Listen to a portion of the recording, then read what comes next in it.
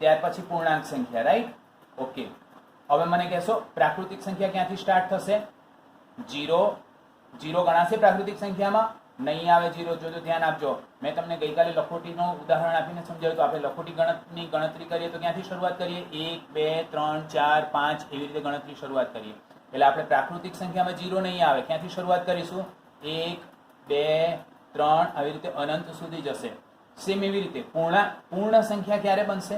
જ્યારે આપણે એને 0 ને પણ સમાવેશ કરીએ ત્યારે એ આપણી પૂર્ણ સંખ્યા બનશે. 0 1 2 3 આવી રીતે અનંત સુધી.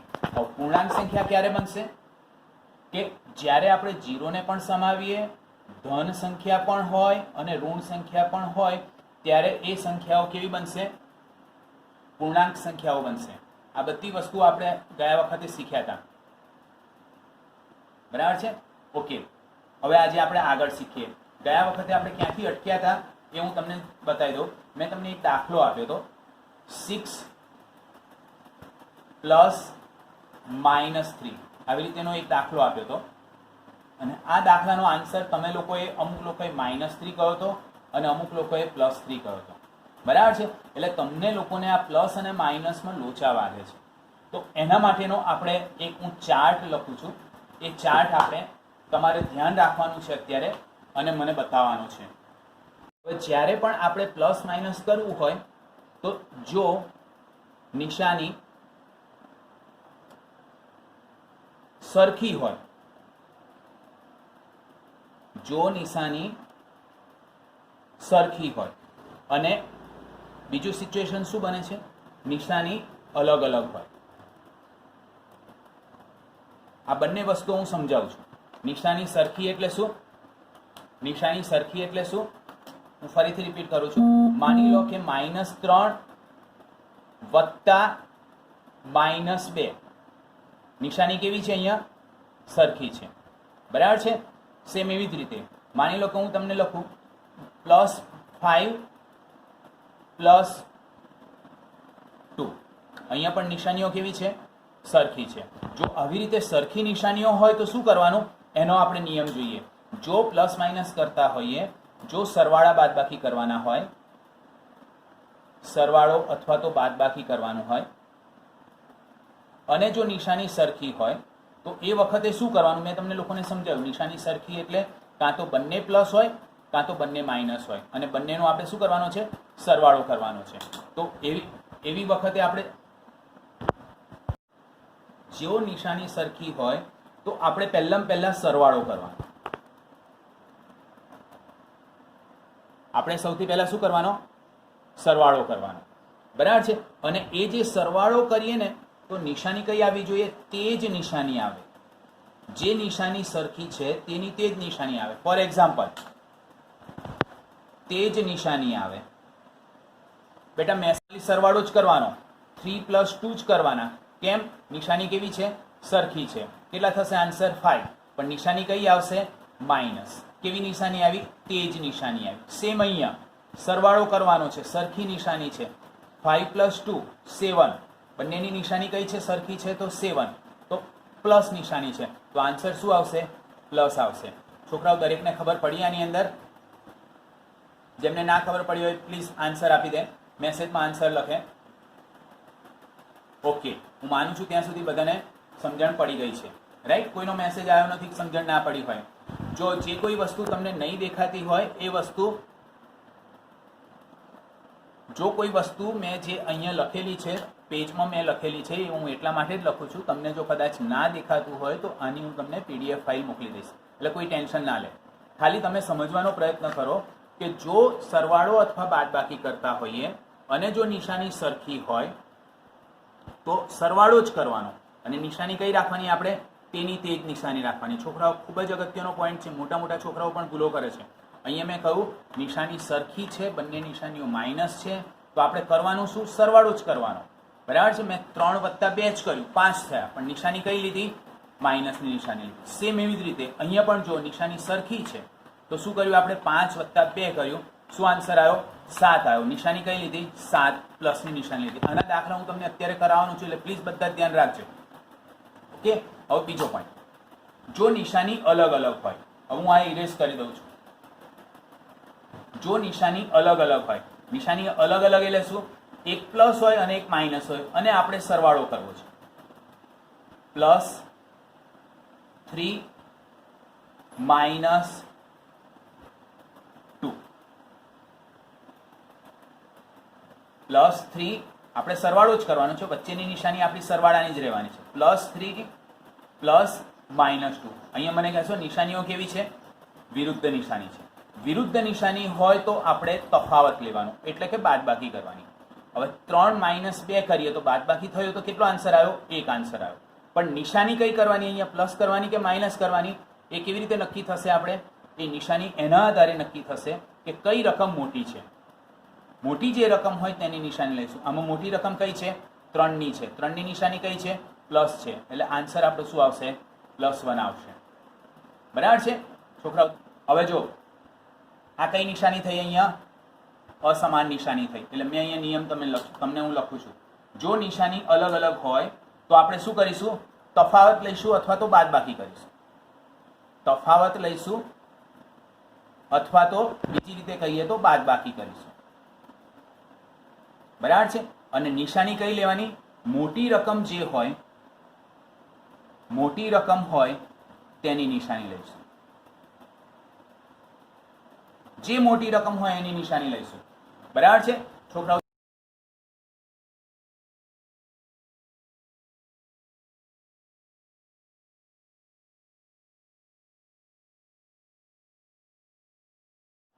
હું એક દાખલો લખું છું, દરેક વ્યક્તિ આ દાખલો મને સોલ્વ કરીને આપે. શું આન્સર આવશે એ ફટાફટ તમે મને મેસેજમાં લખો. આનો આન્સર તમારે મને મેસેજમાં લખવાનો છે. તમારે નોટ અને પેન રાખો અને નોટ અને પેનનો ઉપયોગ કરીને આ દાખલાનો આન્સર આપો. -6 પ્લસ -2 આ એક સમ થયો, એનો આન્સર તમારે મને કહેવાનો છે. અને બીજું +3 પ્લસ -2 આનો આન્સર કહેવાનો છે. આવ્યા એક લખી દેવાનો. મોટી રકમ કઈ છે એનું નિશાની આવશે. મોટી રકમ કઈ છે, પ્લસ છે. મેં અહીંયા તમને કહ્યું છે જો નિશાની અલગ અલગ હોય તો તફાવત કરો અથવા તો બાદબાકી કરો. નિશાની કઈ રાખવાની, મોટી રકમ. કોણ બોલે છે, બોલે છે કોણ, કોનું માઇક ઓન છે? આપણે આપણો નિયમ શું છે, જો સરવાળા અથવા બાદબાકી કરતા હોઈએ અને નિશાની જો સરખી હોય તો આપણે શું કરીશું, સરવાળો કરીશું. અને કઈ નિશાની આવશે તેની તે જ નિશાની. તમારે એક જ વસ્તુ ધ્યાનમાં રાખવાનું, આપણે બંનેની નિશાની સરખી હોય અને સરવાળો કરવાનો હોય તો નિશાની કઈ આવશે, તેની તે જ. તમે પ્લસ માઇનસ માઇનસ ને માઇનસ માઇનસ પ્લસ એ બધું ભૂલી જાઓ. અત્યારે જે હું કહું છું એ પ્રમાણે તમે થોડુંક યાદ રાખો. જો નિશાની સરખી હોય તો આપણે સરવાળો જ કરવાનો. અને કઈ નિશાની લેવાની, બંને રકમોની જે નિશાની હોય તે જ લઈશું. જેમ કે અહીંયા જો બંને રકમોની કઈ નિશાની છે, માઇનસની નિશાની છે, તો અહીંયા શું કર્યું આપણે, માઇનસની નિશાની લીધી. બરાબર છે? સરવાળો જ કર્યો ને આપણે, 6 + 2 6 + 2 જ કર્યા. અને નિશાની કઈ લીધી, બંને રકમોની જે નિશાની હોય તે જ લીધી. અહીંયા બીજા દાખલામાં શું છે, બંનેની અસમાન માહિતી છે. જ્યારે આપણે અસમાન માહિતી હોય ત્યારે શું કરવાનો છે, તફાવત કરવાનો છે. તફાવત કરો અથવા તો બાદબાકી કરો. મોટી રકમમાંથી નાની રકમ બાદ કરવાની. 3 - 2 બરાબર છે? ના ખબર પડે તો અલગથી કરો. 3 - 2 શું આન્સર આવ્યો, 1. હવે મોટી રકમની કઈ નિશાની છે, પ્લસની છે, તો મેં પ્લસની નિશાની લખી. બરાબર છે? ઓકે. હવે હું બીજો એક દાખલો આપું છું. ચલો મને ફટાફટ આન્સર આપો.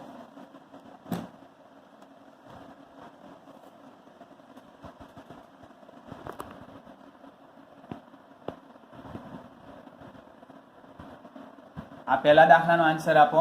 હવે બીજાનો આન્સર.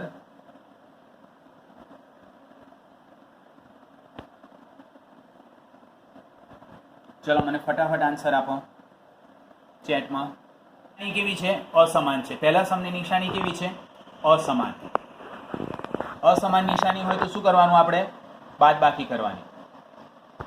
રાઈટ? અસમાન નિશાની હોય તો શું કરીશું, આપણે બાદબાકી કરવાની. સિમ્પલ. આપણે નિશાનીઓ ધ્યાનમાં નહીં રાખવાની, કોની પ્લસ છે કોની માઇનસ છે નહીં જોવાનું. સિમ્પલ આપણે માઇનસ કરી દેવાનું. 8 - 2 શું આન્સર આવ્યો, 6 આન્સર આવ્યો. હવે વિચારવાનું, 8ની કઈ નિશાની છે, બંનેમાંથી મોટી રકમ કઈ છે, 8 છે. તો 8ની નિશાની કઈ છે, માઇનસની છે. તો આગળ કઈ નિશાની આવશે, -6 આવશે. ફરીથી જો માહિતી કેવી છે, આપણને અસમાન માહિતી છે કે નહીં. પહેલા દાખલામાં એક પ્લસ છે ને એક માઇનસ છે, એટલે કઈ નિશાની છે, નિશાનીઓ કેવી છે, અસમાન છે. અસમાન હોય તો શું કરવાનું, આપણે બાદબાકી કરવાની. બરાબર છે. એટલે જો 8 - 2 સિમ્પલ બાદબાકી જ કરવાની આપણે. બરાબર. કેટલો આન્સર આવે છે, 6 આન્સર આવ્યો. એટલે મેં 6 આન્સર લખી દીધો. મોટી રકમની નિશાની કઈ છે, માઇનસ છે, તો આન્સર શું આવશે, -6. છોકરાઓ બધાને સમજણ પડે છે ને? કોઈને સમજણ ના પડતી હોય તો મને બોલો. કોઈને સમજણ ના પડતી હોય તો બોલો, ચેટમાં મને કહો. હવે આ જો બીજો સમ છે. બીજા સમની અંદર આપણને કહેલું છે -3 અને +8. નિશાનીઓ કેવી છે, અસમાન છે. આપણે શું કરીશું, બાદબાકી જ કરીશું. 8 માંથી 3 જાય તો કેટલા રહેશે, 8 - 3 જશે તો કેટલા રહેશે, 5 રહેશે. તો મારે અહીંયા 5 લખી દેવાના. બંનેમાંથી મોટી રકમ કઈ છે, 8 છે. 8ની નિશાની કઈ છે, 5 છે. એટલે હું કઈ નિશાની કરીશ, +5 કરીશ. છોકરાઓ સમજાય છે બધાને? જેમને ખબર ના પડતી હોય મને પૂછી લે, ચેટમાં પૂછી લે. ઓકે. હવે જો બીજો સમ જોઈએ આપણે. બીજા સમની અંદર શું છે, આમાં નિશાનીને અવગણો. પહેલા 28 - 19, રાઈટ. અસમાન નિશાની છે એટલે બાદબાકી જ કરવાની છે આપણે. બરાબર છે. એટલે બાદબાકી કરીશું. શું આન્સર આવશે અહીંયા જો, 28 - 8 - 9, અહીંયા 1 લીધા, અહીંયા 18 થયા, તો અહીંયા કેટલા આન્સર આવશે, 9 આન્સર આવશે. તો અહીંયા મેં 9 આન્સર લખી દીધા. બંનેમાંથી મોટી નિશાની કોની છે, કઈ રકમ મોટી છે, 28 મોટી રકમ છે, રાઈટ. તો આપણે 28 નું નિશાન લઈશું, +9 આવશે. ફ્રેન્ડ્સ, આના ઉપર આધારિત તમને આજે હું એક હોમવર્ક માટેનો એક્ઝામ્પલ હું મોકલીશ. આવતીકાલે દરેક વ્યક્તિએ એ સોલ્વ કરી રાખવાના છે. બરાબર છે. એટલે મને ખબર પડે કે તમને કઈ જગ્યાએ તમે અટકો છો. ઓકે, ચલો આગળના ટોપિક ઉપર જઈએ. હવે આપણી પાસે 0 છે. આ બાજુની સાઈડે ધન સંખ્યાઓ આવે અને આ બાજુની સાઈડે ઋણ સંખ્યાઓ આવે. આ બાજુ 1 2 3 4 આવી રીતે હોય. આ બાજુ -1 -2 -3 આવી રીતે હોય, રાઈટ. આ ઋણ સંખ્યા થઈ અને આ ધન સંખ્યા થઈ. હવે જો શૂન્યને ન તો ઋણ કહેવાય ન તો ધન કહેવાય. બરાબર છે. અને ધન સંખ્યા અને ઋણ સંખ્યા બંને સંખ્યાઓ ભેગી થાય તો આપણને જે સંખ્યાઓ મળે છે એને કેવી સંખ્યાઓ કહીશું, આ સંખ્યાને કેવી સંખ્યા કહેવાય, પૂર્ણાંક સંખ્યા કહેવાય. બધી જ પૂર્ણાંક સંખ્યા છે, પૂરી સંખ્યા છે. કોઈ સંખ્યામાં પોઈન્ટ નથી આવતો, કોઈ સંખ્યામાં અપૂર્ણાંક નથી આવતો, એટલે આને કેવી સંખ્યા કહીશું, આપણે પૂર્ણાંક સંખ્યા કહીશું. બરાબર છે. ઓકે. હવે હું બીજું કહું કે ધન સંખ્યામાં આ બાજુની સાઈડને આપણે ડાબી બાજુ કહીએ, તમારી અને મારી બંનેની ડાબી બાજુ છે. આ બાજુને આપણે જમણી બાજુ કહીએ. હવે આપણે ડાબી બાજુથી જમણી બાજુ તરફ જતા જઈએ તો સંખ્યા કેવી થાય છે, મોટી થાય છે કે નાની થાય છે, મોટી થશે, રાઈટ. ડાબી બાજુથી જમણી બાજુ તરફ જઈએ, ફોર એક્ઝામ્પલ જો 2 થી આ અહીંયા 2 છે, 2 થી આપણે જમણી બાજુ તરફ જતા જઈએ તો સંખ્યા કેવી થાય છે, મોટી થતી જાય છે. 2 3 4 આ બધી સંખ્યાઓ મોટી છે. સેમ એવી રીતે -3 થી -2 મોટા કહેવાય, -2 થી -1 મોટા કહેવાય અને -1 થી 0 મોટા કહેવાય. બરાબર છે. એટલે હું અહીંયા તમને એક પ્રશ્ન પૂછું, ઋણ પૂર્ણાંક સંખ્યા મોટી, ઋણ પૂર્ણાંક સંખ્યા મોટી કે શૂન્ય મોટા? ચલો આનો જવાબ મને આપો તો મેસેજમાં ફટાફટ બોલો. ઋણ પૂર્ણાંક સંખ્યા મોટી કે શૂન્ય મોટા? આ ઋણ સંખ્યાઓ છે. જેમ જેમ આપણે ડાબી બાજુથી જમણી બાજુ, મોટી સંખ્યા કહેવાય કે શૂન્ય મોટી સંખ્યા કહેવાય? જો આ ડાબી બાજુની સાઈડ થઈ, ડાબી બાજુથી આપણે જમણી બાજુ જઈએ છીએ, ઋણ પૂર્ણાંકો ડાબી બાજુની સાઈડે છે, ડાબી બાજુથી આપણે જમણી સાઈડે જઈએ છીએ, એટલે કે 0 ઋણ પૂર્ણાંકની જમણી બાજુએ છે, એટલે બટ નેચરલ છે 0 ની સંખ્યા કેવી કહેવાશે, મોટી કહેવાશે. છોકરાઓ દરેકને ખબર પડી? બરાબર છે. સેમ એવી જ રીતે જમણી બાજુથી જો આપણે ડાબી બાજુ તરફ જઈશું, જમણી બાજુથી આપણે ડાબી બાજુ તરફ જઈશું તો સંખ્યાઓ કેવી થતી જશે, નાની થતી જશે. બરાબર છે. એટલે મને કહેશો કે -2 મોટા, -2 મોટા કે -3 મોટા? હું ફરીથી રિપીટ કરું છું, આ બધું તમને છે છોકરાઓ સિલેબસમાં. હા, -2 મોટા કે -3 મોટા?